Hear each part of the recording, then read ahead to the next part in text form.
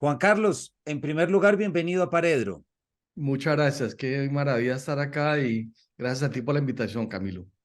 Quiero agradecerte especialmente este espacio porque hoy que estamos grabando, pues ayer se cumplieron 2 meses. Vuelvo a arrancar esto, Nata.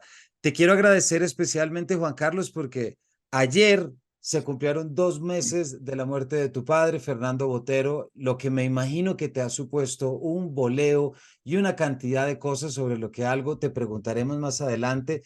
Entonces te agradezco mucho que nos hayas separado este momento para poder hablar, por supuesto, de tu última novela, Los Hechos Casuales, que es tu regreso a la escena literaria casi después de 10 años, pero también un espacio en el que podamos hablar de tu padre y rendirle un pequeño homenaje aquí a través de esta conversación.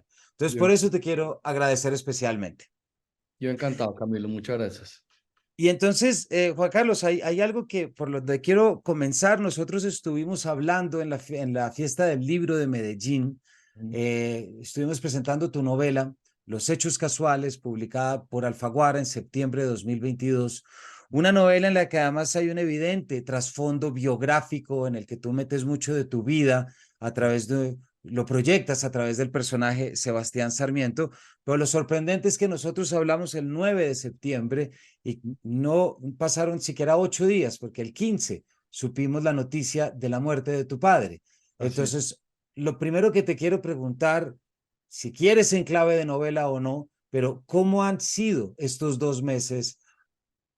¿Qué te han supuesto y cómo ha sido de repente abordar todo esto que nosotros ya sabemos qué es? Bueno, pues te confieso, Camilo, en primer lugar, que cuando hablamos en Medellín, yo llevaba una especie de cruz por dentro porque yo sabía que mi padre estaba muy mal de salud. Yo sabía que tenía que regresar de las giras regionales de la Feria del Libro en las diferentes ciudades en que estaba en ese momento y tenía que regresar rápidamente a casa porque sabíamos, sentíamos que algo malo se estaba acercando. Llegué a casa literalmente el 12 de septiembre y ahí mismo empecé a organizar con mi hermana y mi hermano el traslado para Europa para acompañar a mi hermana que estaba con mi padre en ese momento. Nos hemos estado turnando la compañía y ya tenía programado volar el 15 para estar con ella. Mi padre ha hecho que no voláramos todavía, que esperáramos que las cosas se iban a mejorar y demás. Y el 15 desafortunadamente ya falleció. Y aunque sabíamos que esto iba a ocurrir, uno nunca está del todo preparado para un acontecimiento de esta naturaleza. Además, porque en el caso de mi padre, pues hubo una serie de factores adicionales que volvieron la situación bastante compleja. Mi padre había pedido una ceremonia muy sencilla para su entierro en Pietrasanta, en Italia, pero nosotros al ver la reacción tan impactante y tan conmovedora de la gente en Colombia, la petición que recibimos por tantas fuentes de que la gente que quería despedirse de él, dimos que era inevitable el traslado del féretro a Colombia. Y también vimos que era una gran oportunidad para que mi padre también se despidiera de su pueblo, de su gente que amó tanto durante tantos años. Entonces así lo hicimos y estuvimos en Bogotá, en Medellín, y fue una experiencia impresionante porque pudimos comprobar de una manera muy cercana, íntima, palpable, tangible, de una manera en la piel, prácticamente lo que era el amor de la gente por mi padre, su admiración tan increíble. Hubo un entierro de jefe de Estado que fue una cosa realmente un honor muy grande, al igual que sucedió con mi madre, que fue muy emocionante también. Entonces, fue muy bella esa experiencia, muy triste, muy conmovedora, pero muy emocionante. Entonces, como bien dices, fue un volate tremendo, han sido unos meses muy fuertes, pero bueno, yo creo que en todo caso se hizo lo que él quería. Después se trasladó a Italia, donde se enterró en ese cementerio tan bello, tan modesto que es el de Pietrasanta, y está enterrado mi padre al lado, Sofía, su esposa, durante tantos años, a quien amó de todo corazón. Entonces se cumplió su última voluntad como él quería. Y me imagino, Juan Carlos, que hay algo muy gratificante en darte cuenta que a tu padre, el artista colombiano, me atrevo a decir, pues de todos los tiempos, ¿cierto? No solamente se le reconoce como artista, sino que se le manifiesta un amor legítimamente humano, un cariño a la persona, porque todos sabemos que hay grandes artistas y hay grandes escritores que no necesariamente son los más queridos. Así es, eso es cierto. Eso fue muy emocionante comprobarlo y, como te digo, vivirlo en carne propia, lo que fue la ceremonia en Bogotá, en la Catedral Primada, primero en el Capitolio con la Cámara Ardiente, ese desfile de más de 21.000 personas que pasaron a despedirse de mi padre. Ver eso fue muy, muy impactante. Y después la ceremonia en el Museo Botero, que fue muy bella. Y luego en Medellín fue una experiencia ya de otra dimensión. O sea, ahí sí pudimos ver lo que era el amor de la gente por mi padre. Como bien dices, hay muchos autores, muchos pintores que han tenido unas carreras muy brillantes, pero no creo que ha habido un caso donde se ha podido manifestar un apoyo popular, una admiración, un afecto, un cariño tan grande como se palpó en esos días. Y fue muy emocionante lo que fue la salida de la catedral en Medellín, ya en lo que la gente decía, lo que la gente gritaba, cómo nos tocaban, era una cosa realmente muy impactante. Y a mí me afectó eso muchísimo, fue muy bello y pude comprobar que una cosa que para mi padre era muy importante y era esa dimensión humana, como tú dices, una verdadera, un afecto realmente por la persona. Y creo que eso fue resultado del amor que mi padre sintió por Colombia toda la vida y todo lo que hizo por Colombia, no solo a nivel de su carrera, sino especialmente también a nivel de su filantropía, los proyectos de filantropía que mi padre promovió, inició y desarrolló durante toda su vida, fue algo asombroso. Y lo más increíble es que lo hizo él absolutamente solo, porque como sabes, él nunca hacía, hoy en día hay muchos artistas que tienen un equipo de personas que lo rodean y tienen asistentes y secretarios y toda clase de... Mi padre no, era una persona que trabajaba absolutamente solo, no tenía una secretaria, no tenía un mensajero, no tenía a nadie, y sin embargo lo que hizo a nivel de filantropía fue una cosa, yo creo que verdaderamente especial. Y entonces esa gratitud de la gente, la admiración y ante todo el amor, percibirlo en carne propia fue muy impactante. Yo creo que en esto de lo que tú dices, ese aspecto filantrópico, porque tu padre no solamente nos dio esa imagen nuestra como país, desde la historia y desde la memoria que se representa en sus obras y con muchas otras que son denuncias como las de Abu Ghraib, etcétera, pero también esto que dices, esas donaciones, gracias a él, uno puede salir de almorzar en el centro y pasarse al frente de un Picasso, al frente de un Paul Delvaux, al frente de un Miró y de una cantidad y permitirle a uno entrar en contacto con el arte bello y con todo lo que él también quiso traer. Entonces, bueno, eso está. Eso que dices es muy cierto y me alegro que lo digas y que lo veas de esa manera. Y hay que resaltar un aspecto que hay que agregar, un tema muy importante que para mi padre, él dio la pelea para que fuera así, y es que el acceso sea gratuito. La Mm. gente puede entrar, sales a almorzar a esos sitios y vas y entras de manera libre, sin tener que pagar un centavo, y ves la colección entera que mi padre reunió durante más de 35 años de los grandes artistas del siglo XX y siglo XIX, los impresionistas. Y como tú dices, hay cuadros espectaculares de Picasso, de Chagall, de Miró, de Balthus, de Matisse. Bueno, hay unas obras maravillosas de Toulouse-Lautrec, de impresionistas, hay Monet, hay obras verdaderamente extraordinarias. Yo siempre digo que la mejor idea que mi padre ha tenido hacer esa donación, pero lo que más me gustó cuando se hizo es que mi padre, contra viento y marea, exigió hasta que se logró su voluntad que la entrada tanto al Museo de Bogotá como el de Medellín, la entrada fuera gratuita, que no hubiera ninguna clase de filtro o impedimento para que cualquier persona pudiera disfrutar de esas obras. Yo creo que muchas personas piensan que mi padre dio una parte de su colección privada a otros artistas, y eso no corresponde a la verdad. La verdad es que mi padre le regaló la totalidad, el 100% de lo que él tenía, lo que duró tantos años coleccionando. No se quedó no conservó ni un dibujo para sí mismo. Descolgó sus propiedades, la totalidad de lo que tenía, y me pareció que eso era lo que tenía que hacer. Yo creo que en otros países, por ejemplo en Europa, en Estados Unidos, donde hay tanta, esa abundancia cultural tan increíble, esos museos tan extraordinarios, quizá puede ser debatible que una familia conserve un cuadro o dos, pero en el caso de Colombia no era, esa discusión era absolutamente inválida, porque es que en Colombia no había la manera de ver esas obras de manera permanente, de manera gratuita.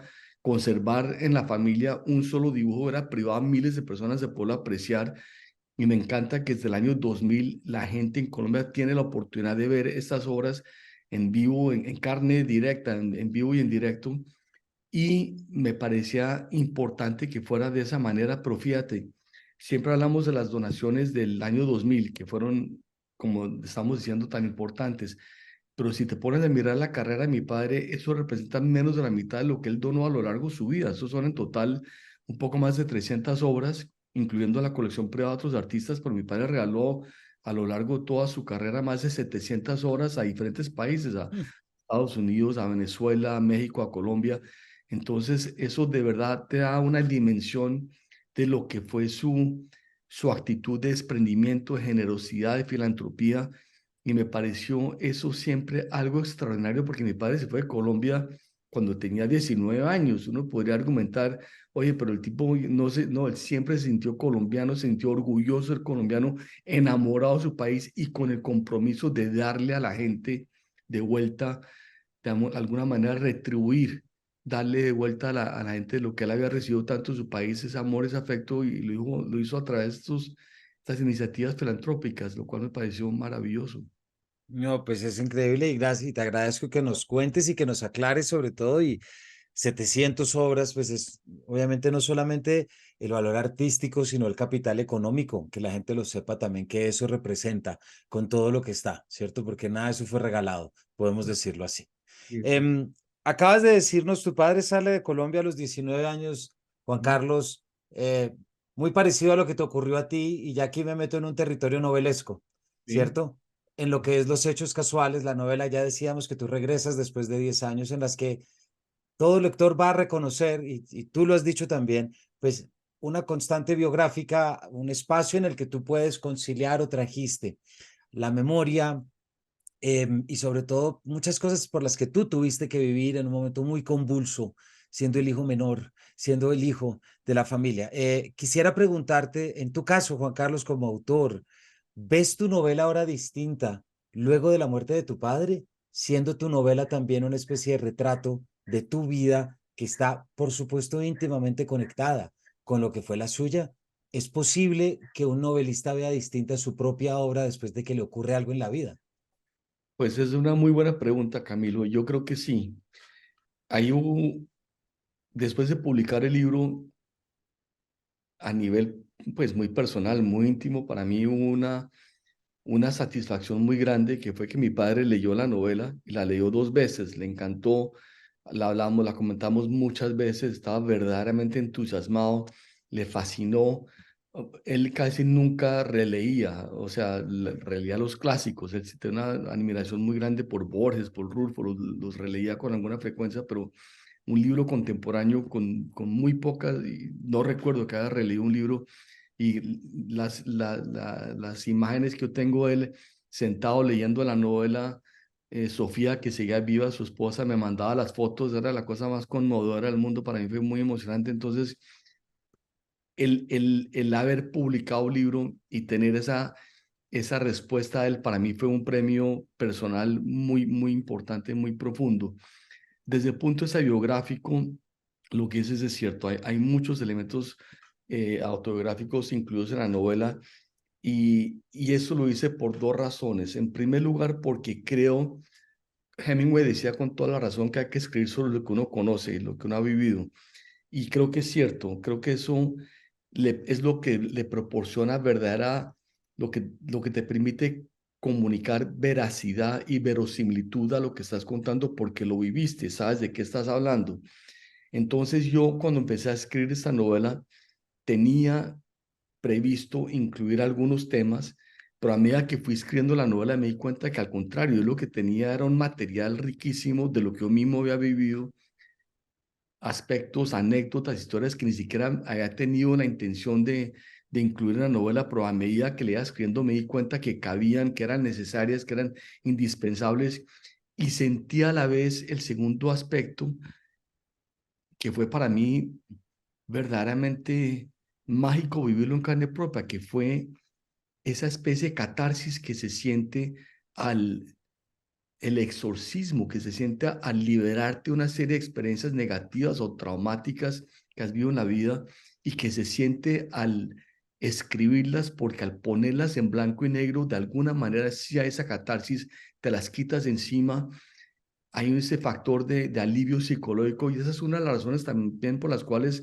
las personas como nosotros escribimos ficciones, también para lograr esa especie de terapia, pero obviamente siempre con gran rigor, obedeciendo a los requisitos del texto. La novela exigía tal cuento, tal historia, y yo la incluía, quizá había que disfrazarla, había que vestirla con unos ropajes diferentes para que no fuera muy obvia, dependiendo de los requisitos del texto, pero sí tiene esa carga biográfica y eso, como te digo, creo que me permitió, creo que contar las cosas con gran verosimilitud porque lo viví en carne propia, el exilio, las amenazas, toda la parte del temor con el tema del narcotráfico, de la guerrilla, del paramilitarismo que fue tan tremendo en Colombia y a nivel personal también, pero también a la vez lograr esa catarsis que te digo que fue para mí tan terapéutica, ¿no?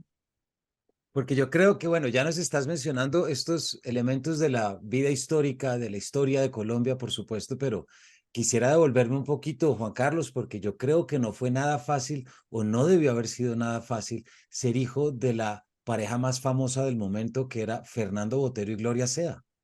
Sí, no fue fácil. A ver, yo no me quiero quejar, obviamente sería un pecado ante cualquier persona yo quejarme porque obviamente lo que más ha prevalecido son cosas positivas, un privilegio enorme, el honor de ser hijo de estas dos figuras tan extraordinarias, el privilegio de poder estar cercana a estas personas y ver de una manera muy íntima todo lo que hacían por el bien del país y demás. La lucha que mi madre dio por la cultura en Colombia es algo verdaderamente asombrosa. Yo creo que muy pocas personas tienen una verdadera dimensión de lo que ella hizo en su totalidad porque fue algo realmente inusitado.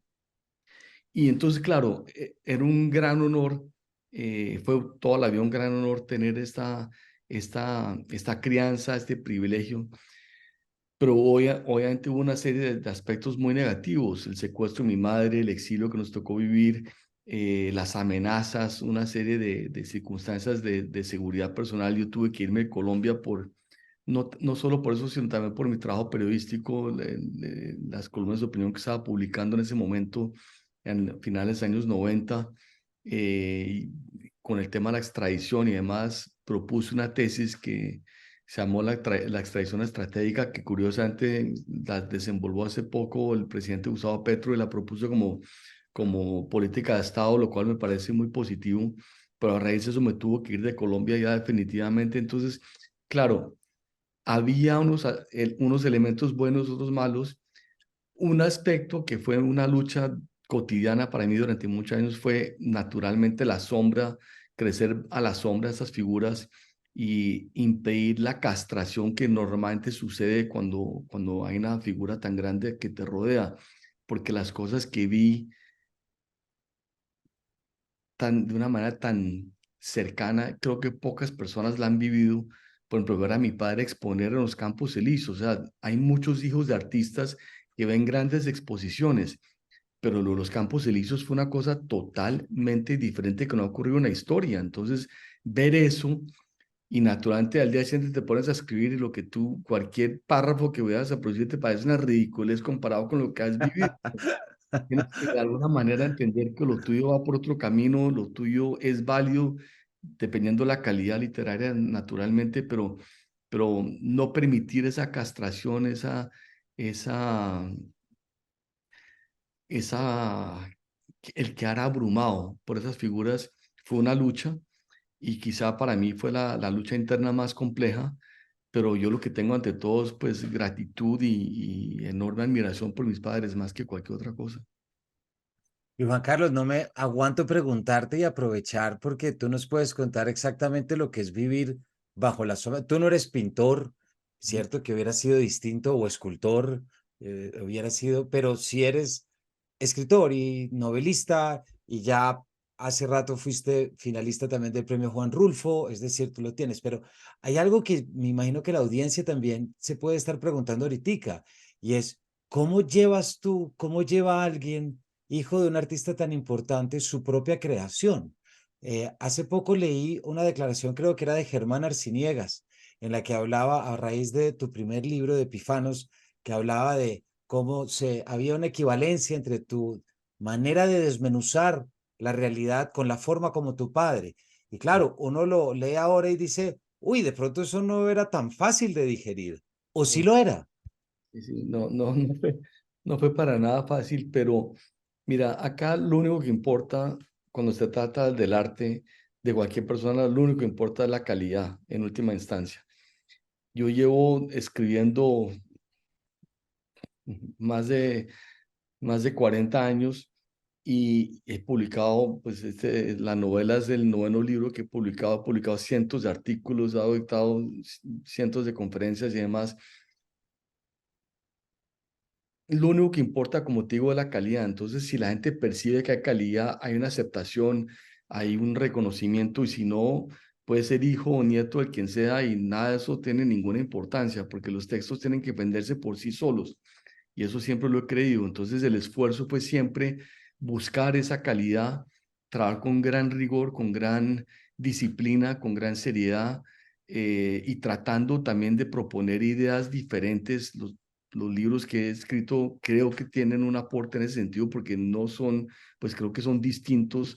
El primer libro que escribí trataba de aportar un género nuevo de literatura que fue el que inventó Hemingway en los años 20 en París, que yo rebauticé Epífanos, como bien dices.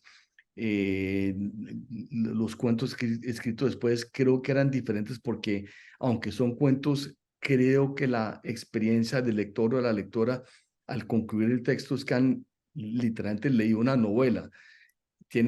Aspiro que tuvieran ese aliento cada uno de los textos. Y las novelas también, incursión en temas que eran prácticamente eh, desconocidos en la narrativa. Por ejemplo, el tema del mar, que ha sido un tema tan frecuente en la literatura, en la poesía hispanoamericana, pero en la novela, curiosamente, es un tema prácticamente huérfano. Nuestra narrativa, fíjate, que no tiene el equivalente de un Hemingway, un Melville, un Conrad, no lo hay. Escribí varios textos sobre el tema del mar. Hasta ahorita creo que Pérez Reverte es de los pocos autores que ha incursionado en el mar de una manera verdaderamente rigurosa, profesional y con un conocimiento, una autoridad asombrosa. Fíjate que inclusive García Márquez, que es nuestro escritor caribe por excelencia, el mar es una presencia cercana, pero muy pocas veces visto en carne propia, menos debajo de la superficie. El único texto que García Márquez escribió sobre el buceo, El verano feliz de la señora Forbes, es un texto precioso como todo lo de García Márquez, pero que refleja un profundo desconocimiento de la actividad del buceo, porque la gente debajo del agua respira oxígeno, que si así fuera, pues la persona se envenenaría y moriría debajo del agua inmediatamente. Entonces, había muy poco. Bueno, el hecho es que me propuse siempre tratar de hacer cosas diferentes y creo que a estas alturas ya con esta carrera, pues que ya me falta muchísimo y tengo mil proyectos, pero yo creo que ya hay una aceptación, un reconocimiento a- pues a una obra propia y que no se compara para nada ni con mis padres ni nada. No fue fácil, lo reconozco, y sé que hay grandes prejuicios en las personas todavía y eso fue lo que me acompañó durante toda la vida, pero estoy acostumbrado a eso y estoy acostumbrado pues a lo que es, a lo que pasa en Colombia. Cada vez que uno vuelve pública tus opiniones, los insultos, las críticas, eso es parte del oficio. Y de eso no se puede quedar porque nadie te está obligando a estar en esto si uno no quiere. Entonces, bueno, hasta ahorita ha sido algo, están las cosas bien, marchando bien, yo creo, afortunadamente. No, pues estupendo. Y le recordamos a la audiencia que precisamente muchos de esos 9 libros, incluyendo la novela y uno que el que te va a preguntar ahorita, que es El arte de Fernando Botero, los pueden conseguir todos por Buscalibre, la librería virtual más grande de Latinoamérica y les que les puede llegar de un día para otro. No olviden eso. Y además, Juan Carlos, volviendo a lo que estabas diciendo, hay algo que tú sí estás desempeñando que es distinto a tu padre o a tu madre, o como quieras, y es que ya tú te has vuelto un tuitero. Es decir, has prolongado esa presencia en Twitter o en X, como queramos llamarlo, gracias a que eres uno de los columnistas más leídos de Colombia, ¿cierto? Tus columnas tienen un impacto muy grande. Últimamente también tú escribiste una columna en la que recuperabas precisamente esa columna y señalabas cómo Petro había reactivado una propuesta tuya. ¿Cómo ha sido de repente este encuentro con multitudes después de que tuviste que huir por unas circunstancias que no te permitían estar en lo público? La verdad ha sido muy gratificante, ha sido muy positivo porque, mira, uno como escritor de ficciones, uno arrastra una frustración permanente en el sentido en que te demoras mucho tiempo en producir un libro y no tienes la reacción del público, no puedes percibir la reacción del público sino mucho tiempo después, inclusive cuando lo haces, cuando vas a la feria del libro, prestas el libro, ya el libro se publicó, ya probablemente estás en otro proyecto, ya ni siquiera estás en el tema que se está hablando en ese momento. Entonces hay una cierta frustración porque uno no tiene la posibilidad de saber la respuesta que te orienta si lo estás haciendo bien o mal, si hay una apreciación, un reconocimiento o no, o hay un rechazo. Es muy difícil porque no tienes la oportunidad de llegar a las personas, sino con grandes lapsos de tiempo por medio.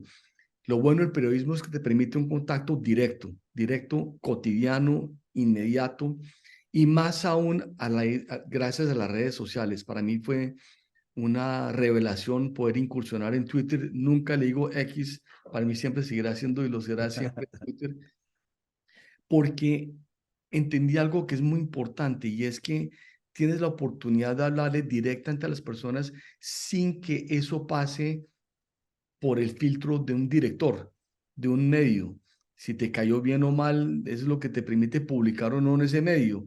Si te aprecia o no te aprecia, si te admira o no te admira, si quiere a tu hermano o no lo quiere, o si quiere a tu padre o no lo quiere, son cosas que pueden llegar a filtrar tu propia voz para llegar a las personas. En cambio, a través de Twitter, no, tú le escribes directamente a las personas, inmediatamente recibes la reacción de la gente y para mí ese contacto directo, cotidiano, ha sido fundamental, muy enriquecedor, lo aprecio y agradezco los debates que han surgido. Recibo mis buenas dosis de críticas y de insultos como siempre, como a toda persona, pero he hecho un esfuerzo muy grande de tratar de mantener en alto el nivel del debate. No creo ni en el insulto, ni en la falta de respeto. Nunca caigo en eso porque me parece que Colombia es un país que ha sufrido demasiada violencia y la violencia comienza en las palabras. Entonces, si uno contribuye a eso de alguna manera, no puedes después decir que uno rechaza la violencia en Colombia si estás contribuyendo a envenenar el ambiente y a volverlo ponzoñoso, de alguna manera enturbiar el debate público. Hay que tratar de elevar el debate público con todo el respeto y creo que ha sido eso reconocido y aceptado e inclusive me atrevería a decir que aprobado de parte del público, aceptado. Y eso para mí ha sido muy gratificante. Entonces, ese es el esfuerzo, mantener el nivel, compartir ideas, inquietudes, plantear tesis y demás, pero ese contacto directo con las personas para mí ha sido muy importante, muy enriquecedor. Juan Carlos, hace un ratico antes de que te preguntara esto, trajiste un nombre pues que es muy importante y que también es difícil no pensarlo en sintonía con el de tu padre por lo que vivió y por las coincidencias, que es el de Gabriel García Márquez. Em, mucha gente puede creer que hay cierta proyección o influencia o inspiración entre una serie de cuadros de tus padres con unos ambientes garciamarquianos, aracateños del Caribe, y la gente puede llegar a pensar incluso que había cierta filiación entre los dos y que había, y tengo entendido que nada parecido, tengo entendido que de hecho había chispas, es decir, que nunca hubo una relación entre los dos y que, bueno, he leído declaraciones, pero más allá, o si nos quieres contar, por supuesto, porque estoy seguro que a la audiencia le va a interesar este tema, más allá, digamos, de esta relación personal que se puede desarrollar, sí es inevitable pensar cómo son dos creadores y dos artistas que en buena medida han creado lo que es un imaginario, unas imágenes y unas proyecciones de lo que es nuestra historia nacional del siglo XX colombiano. ahí hay que aclarar un punto muy importante. Como bien dices, Camilo, tienes toda la razón. Hubo una serie de similitudes en la exageración, la exuberancia, tanto en la obra de mi padre como en la obra de García Márquez, pero hay que, inclusive a mi padre muchas veces le decían que si él pintaba influenciado por García Márquez y Exacto. lo que llama, en literatura se llama realismo mágico, pero mira, hay que señalar ahí que hay una incorrección histórica. Mi padre, él desarrolla su estilo en el año 57, cuando estaba viviendo en México. Eh, desde desde ese momento, él siempre tuvo una gran inclinación por lo volumétrico, y esa exaltación del volumen era algo que se manifestó en sus primeros cuadros. Inclusive el primer texto que publica García Márquez con lo que se llama realismo mágico, está, porque fíjate que en el caso de García Márquez él venía influenciado por otros escritores que han logrado marcar su prosa de una manera muy notoria. Por ejemplo, cuando leo a Hemingway, es cuando escribe los textos tan bellos que produce, influenciado por Hemingway, con esa prosa despojada de adornos, muy apretada, muy concisa, muy breve, muy limpia, donde no hay esa exuberancia, donde no hay esa, esa presencia del realismo mágico, y son los textos que produce, como por ejemplo La siesta del martes, La mala hora, y ante todo su gran obra maestra de esa época, que es de Coronel no tiene quien escriba. Después da Faulkner y aparece el trópico con toda su grandeza, de esa manera tan extraordinaria. Había leído Kafka, había escrito sus textos, todos sus cuentos Ojos de perro azul, influenciado por Kafka de una manera muy notoria. Entonces, cuando el primer texto que él escribe ya con claridad, con una manera muy deliberada, con el realismo mágico muy incluido en su estilo, es el texto Los funerales de la mamá grande. Ya después publicará Escenas de soledad, pero ese texto lo publica él por lo menos 5 años después de los cuadros de mi padre, donde está, por ejemplo, la apoteosis de Ramón Hoyos, los cuadros donde ya está claramente presente su estilo definido, maduro, que él mantuvo a lo largo de toda la vida, porque mi padre decía que los grandes artistas tenían un estilo. La gente siempre le decía que si no tenía que cambiar de estilo, como hizo Picasso. La verdad es que Picasso cambió de estilo muchas veces de que la gente piensa, pero si miras la historia de la pintura, la historia del arte, la gran mayoría de los artistas tuvieron un estilo, porque el estilo representa la totalidad de las convicciones fundamentales del artista sobre todos los temas, sobre la luz, la composición, la armonía, la sensualidad, la belleza, el tema, el color. Todas las convicciones del artista están representadas en el estilo. Hay un énfasis en el estilo, no un cambio del estilo. Ese es el caso de Vermeer, de Leonardo, de Miguel Ángel, de Rembrandt. Todos tuvieron un estilo. Entonces, mi padre desde ya esa época tenía claridad en ese sentido, y tenía un estilo ya maduro y propio antes de la aparición de estos cuentos de García Márquez. Ahora, en términos personales, lo que dices es cierto, no, nunca hubo una buena relación. Eh, Curiosamente, en una época había un entendimiento, inclusive hicieron un viaje juntos con Álvaro Mutis, por Europa, pero eso no terminó bien. Y, y mi padre siempre le molestó que García Márquez, él decía que él no era amigo de García Márquez, lo admiraba mucho como escritor. Siempre digo que Escenas de soledad era una obra maestra, pero que no tenía un aprecio por él como persona. eh, Porque Gabo, yo que tuve tanto contacto con él también, sé que podía, por la timidez, yo creo, podías proyectar una imagen quizá un poquito de no ser simpático a veces. Yo tuve una vivencia con él muy diferente. Conmigo fue siempre un sol de persona, una figura extraordinaria. Y yo siempre he dicho que para mí García Márquez es el novelista más importante en castellano después de Cervantes, y se puede demostrar históricamente. Tengo una admiración por él enorme, pero entre ellos dos, cuando los vi juntos, sí me di cuenta que era una tensión muy grande y no había amistad para nada, definitivamente. Ahorita que hablas de esto, y gracias Juan Carlos por contarnos, hay un episodio que que quiero traer y si nos puedes contar, que es ese momento en el que tu padre descubre el volumen, que es ese momento tan bonito que si no me equivoco es cuando está pintando la mandolina, ¿cierto? Así como García Márquez, como tú dices, lee por primera vez a Kafka y lee la Metamorfosis y dice, esto se puede hacer y le abre todo un mundo. Hay un episodio muy bonito de tu padre que es cuando pinta la mandolina y cuando va a pintar la caja, es decir, el círculo, con culpa o sin culpa, pero de pronto inspirado por el Espíritu Santo, la hace más pequeña y dice, aquí hay algo muy interesante. Y él dice, mi genio fue haberme dado cuenta de que algo acababa de ocurrir. ¿Nos Así es. cuentas un poquito ese nacimiento de la estética, ya que estamos como metiéndonos en esos orígenes? Sí, mira, fue una experiencia fundamental y fue lo que yo llamo un error deliberado.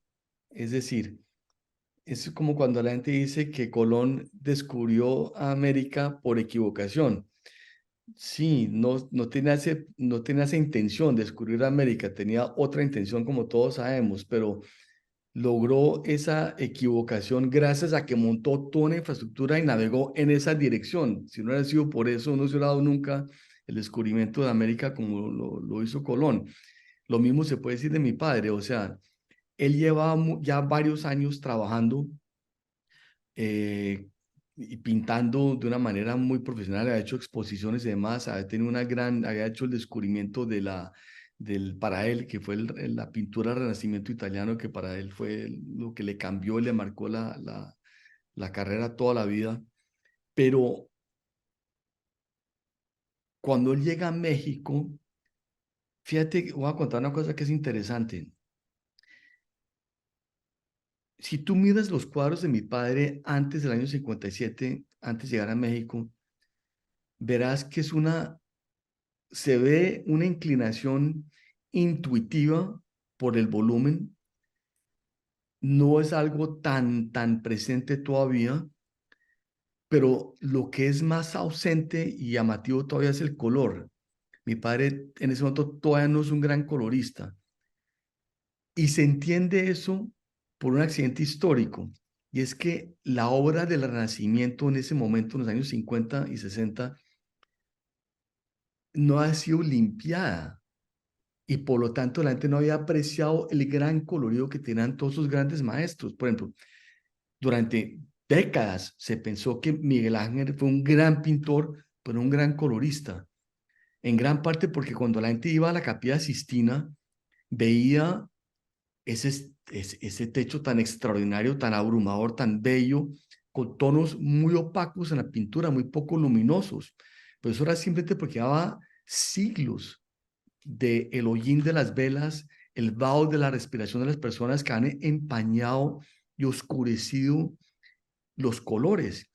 Cuando en los años 80 los japoneses hicieron la limpieza de la Capilla Sistina, de repente descubrieron y quitaron todas esas capas de hollín y demás, descubrieron el gran color de Miguel Ángel. Inclusive si tú vas hoy día a la Capilla Sistina, dejaron unos pocos pequeños lugares donde se ve la oscuridad que existía, que no lo limpiaron para que la gente pueda ver el contraste. Y hoy día lo que se ve es el gran colorido y la gente tomó conciencia del gran colorista que era Miguel Ángel, así con muchos cuadros del Renacimiento. Mi padre cuando va a Italia por primera vez a los 19 años, cuando ganó un concurso de pintura y con el dinero pudo vivir en Europa muy pobremente, con la pobreza en que él vivía, logró ese descubrimiento por la forma y la figura, pero no por el color. Ese descubrimiento del color aparece en México cuando llega a México y ve a los grandes muralistas mexicanos y ve esos mercados mexicanos tan extraordinarios, ese colorido mexicano tan maravilloso de América Latina y el color explota en la obra de mi padre. Entonces, eso es un aspecto fundamental que logra en ese momento. Y el otro fundamental es lo que tú dices, el descubrimiento de el volumen como aspecto fundamental de su obra y ocurre por ese accidente, como decíamos antes en el caso de Colón. Él estaba pintando los cuadros para una exposición que estaba haciendo en ese momento y llevaba días agotado trabajando y trabajando y trabajando y trabajando y pensando, buscando algo que no sabía muy bien la ciencia cierta que era, hasta que pintó esa mandolina, pintó el agujero del sonido en el centro, más pequeño de lo normal y en ese momento tomó conciencia que la figura, la forma explotó en el papel, parecía rebosar de la hoja y tomó conciencia que ahí había ese contraste visual, no entre lo delgado y lo voluminoso, lo que la gente llama lo gordo, sino entre lo pequeño y lo exagerado. Ese contraste visual le permitió a él exaltar el volumen de una manera nueva, original en la historia de la pintura. Y como era un artista moderno, él sentía que tenía licencia de llevar ese descubrimiento al extremo, al extremo. Y por eso en su obra hay esa glorificación, esa exaltación, ese enaltecimiento tan increíble, tan desproporcionado del volumen, porque él pensaba siempre que el volumen es, primero, es lo que te permite crear la ilusión óptica de la profundidad y la redondez en una superficie plana, un lienzo, una pared, una madera, lo que te permite ver, creer que hay profundidad, que hay figuras en la parte de atrás, que la figura tiene una redondez, que hay un cuerpo. Además, la representación de la realidad, tal como lo conocemos, es cuando Giotto introduce el volumen en la figura bizantina, que era realmente muy plana.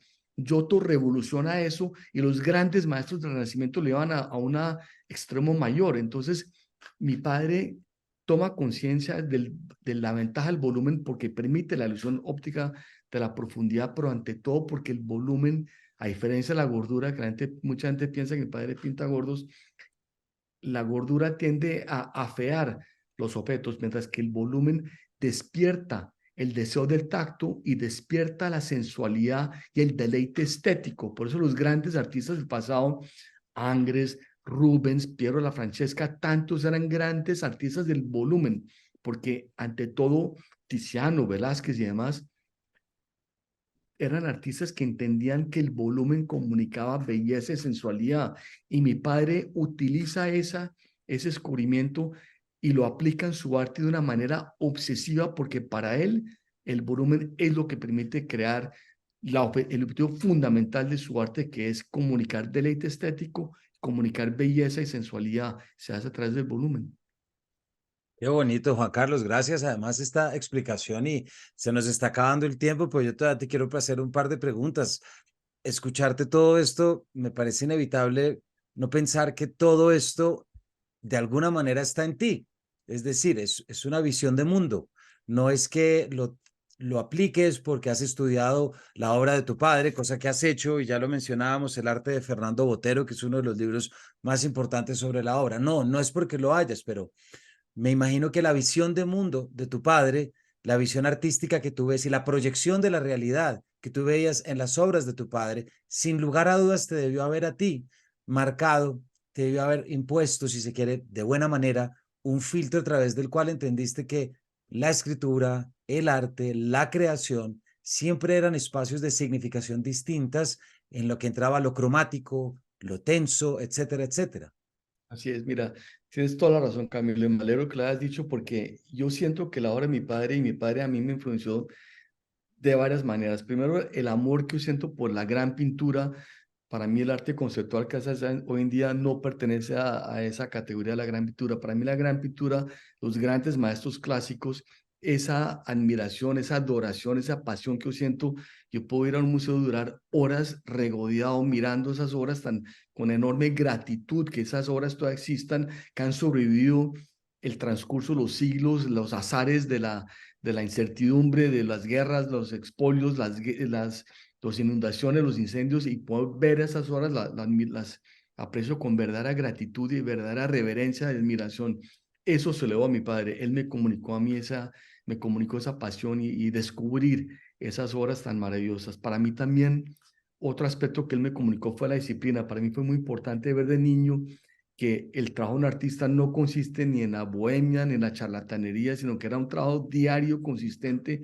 Y cuando empecé a trabajar y a escribir en serio, para mí ese ejemplo fue fundamental. Yo creo que si no hubiera tenido ese ejemplo me hubiera desviado, porque es muy difícil cuando estás empezando a escribir que no tienes conciencia de lo que quieres decir, no tienes la mano suelta, no tienes el dominio de la carpintería, del oficio.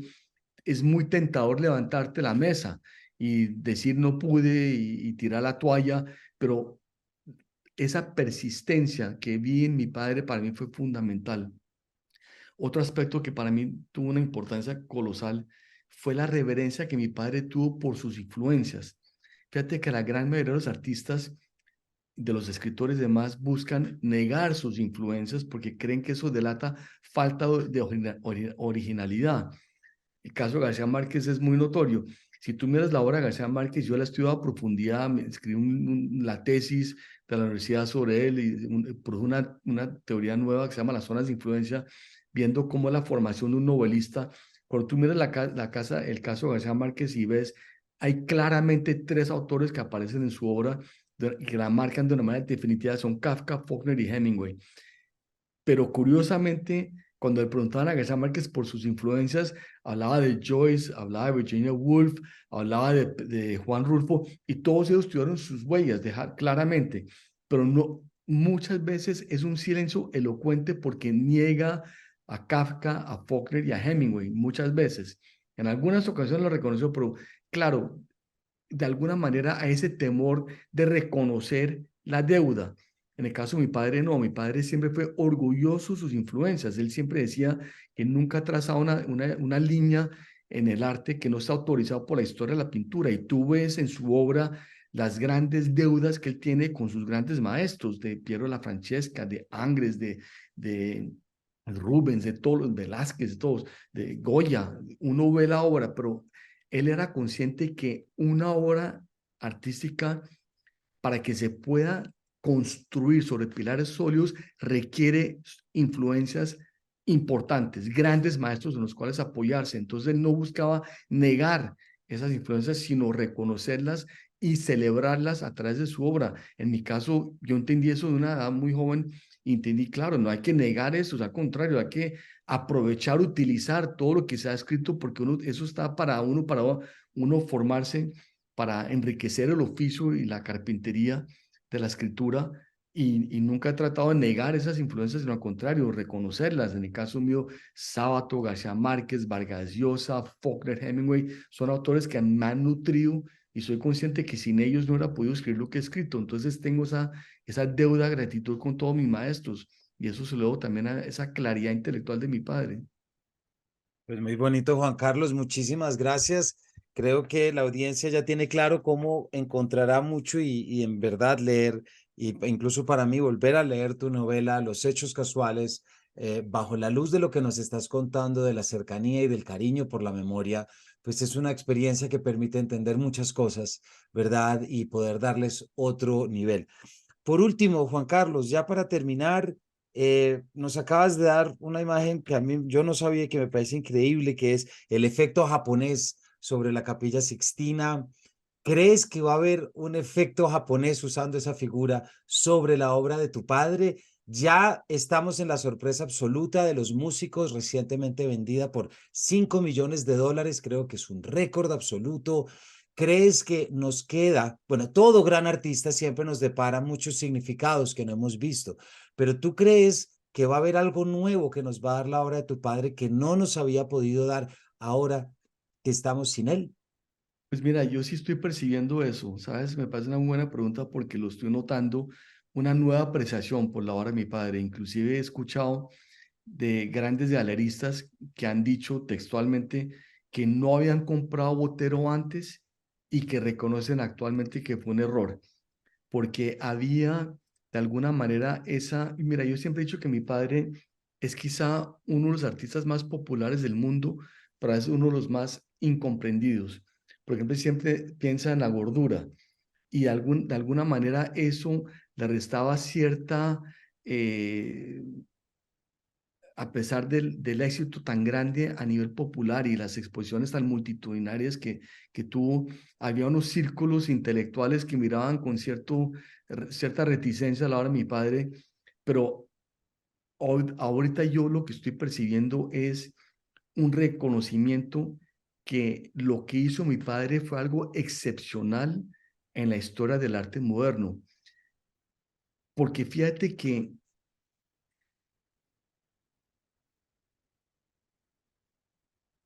el arte moderno, en 1907, cuando Picasso pinta Las Damas de Aviñón, y después en el 37 cuando pinta Guernica, el arte moderno da un viraje radical y traiciona a lo que ha sido los fundamentales, la, las intenciones fundamentales del arte a lo largo de toda la historia, que el arte haya creado para comunicar placer.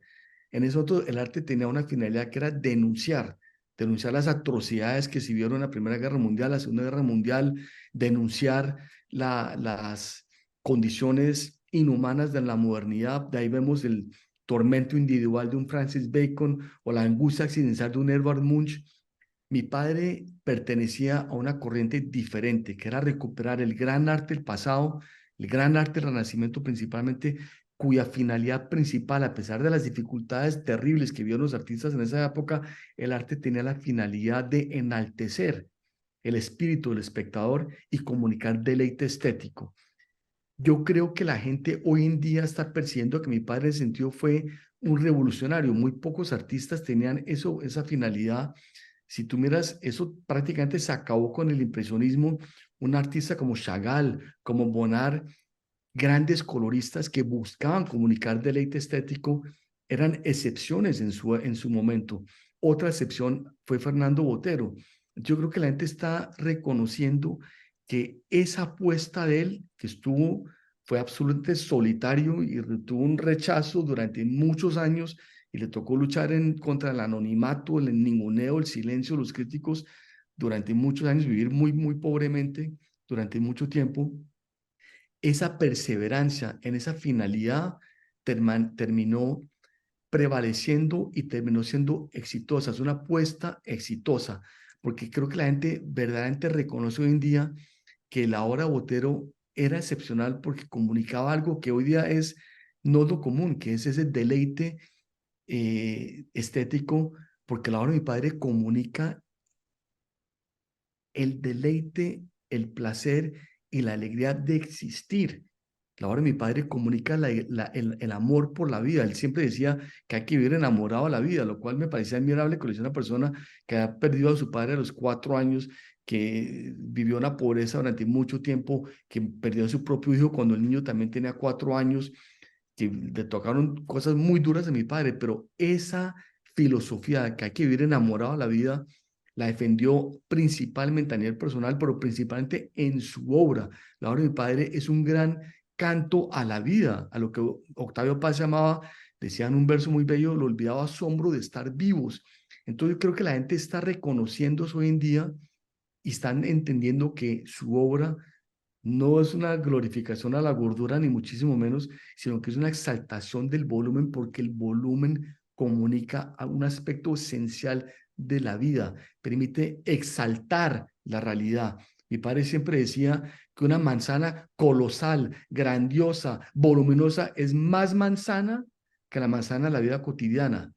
Entonces, la obra de mi padre busca exaltar la realidad. Entonces, esa apreciación creo que es novedosa, creo que se está manifestando en ese momento y por eso se manifestó, por ejemplo, en este récord de los músicos y demás, y creo que eso va a seguir aumentando porque hay un reconocimiento a la técnica, al oficio, a lo que eran las obras de mi padre, desde ese aspecto que eran verdaderamente muy pocos artistas tenían esa riqueza técnica tan increíble, o sea, unas obras que eran realmente pintadas con el oficio, el conocimiento del Renacimiento. Mi padre era uno obsesivo de estudiar y conocer la gran técnica de los grandes maestros y utilizarla para sus propias obras. Me he extendido muchísimo, pero si me permites, me gustaría contar una anécdota que puede ser interesante y quizá a los oyentes les puede llamar la atención. Uno de los cuadros más bellos que mi padre hizo en toda la vida, nunca lo quiso vender, nunca lo quiso exhibir. Y es un cuadro de las meninas. Un día leyendo la correspondencia del gran artista del siglo XIX, Jean-Auguste Dominique Ingres, mi padre encuentra una carta en la que Ingres le cuenta a un amigo que acaba de descubrir el secreto de Velázquez, la técnica de Velázquez, y procede a contarle al amigo en qué consiste la técnica de Velázquez. Y mi padre pinta este gran cuadro con el tema de Velázquez por excelencia, que es Las Meninas, para dominar la técnica de Velázquez e incorporarla en su propio arsenal como artista, pero fíjate que nunca vendió ese cuadro, nunca lo expuso y nunca ni siquiera lo firmó, porque le decía que el cuadro tenía mucho más de Velázquez que de Botero. Era un ejercicio de aprendizaje, de estilo, para aprender a dominar la técnica de Velázquez, pero no es un verdadero Botero, pues eso nunca lo firmó. Y eso lo hizo mi padre muchísimas veces con grandes artistas para incorporar la técnica en su propio arsenal como artista y se manifiesta en sus obras la factura de las obras de mi padre, los dibujos, eso, de verdaderamente las acuarelas, los óleos, tienen una técnica asombrosa. Muy, creo que muy pocos artistas hoy día tienen un dominio del oficio tan increíble como lo tenía mi padre. Entonces, eso también contribuye a esa nueva apreciación que estoy percibiendo en el mundo actualmente, cosa que aprecio, celebro. Me da tristeza que mi padre no lo haya visto en carne propia, pero donde él está, seguramente lo está apreciando y disfrutando también. Juan Carlos, muchas gracias por esto que nos has dado. Ha sido un verdadero regalo para mí, para la audiencia de Paredro, escucharte y sentir a tu padre y sobre todo traerlo y oírlo de tu boca y de tu emoción, porque creo que pues con esto también estamos deteniéndonos en uno de estos grandes creadores a quien tanto, yo ahorita lo pensaba, yo tengo 44 años y estudié literatura, soy profesor de literatura, tú lo sabes, la audiencia lo sabe, pero no creo estar exagerando al decir que creo que tengo volúmenes de Botero metidos más profundos que lo que después pudo haber sido García Márquez. ¿Por qué? Porque desde siempre hemos vivido, yo por lo menos que nací desde el 79, desde ese momento he vivido con la imagen de Botero Y bueno, y vale. he conocido la realidad y en mi casa había ese afiche o ese póster y creo que estaba firmado que era, no sé de dónde que tenía muchos afiches, intenté recuperarlo hace poco y estaba en la casa de mis padres y para mí era como vivir con Botero. Luego fue, ya que mi madre trajo la reproducción del Coronel no tiene con el rostro de García Márquez, que fue muy famoso, pero ahí ya, eso fue años después de que esos volúmenes de Botero ya habían entrado y ya se nos habían metido al ojo. Entonces, te agradezco mucho el tiempo que nos diste, el detalle, y estoy seguro, yo por supuesto lo hago y que nuestra audiencia lo va a agradecer inmensamente, Juan Carlos. Así que muchísimas gracias.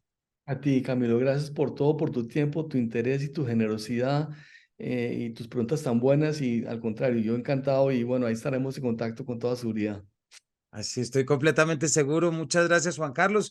A todos ustedes, hemos estado hablando, partimos de los hechos casuales, pero también nos dejamos llevar en la evocación, en el recuerdo que también son hechos casuales para poder traer y hacer un pequeño homenaje hoy, eh, en cuya fecha de emisión de este capítulo, esta semana se cumplen 2 meses de la muerte de Fernando Botero. Entonces, este es un pequeño homenaje a través tuyo, a través de tu novela para poder traerlo. Así que gracias por habernos acompañado y nos vemos en una próxima edición de este Paredro.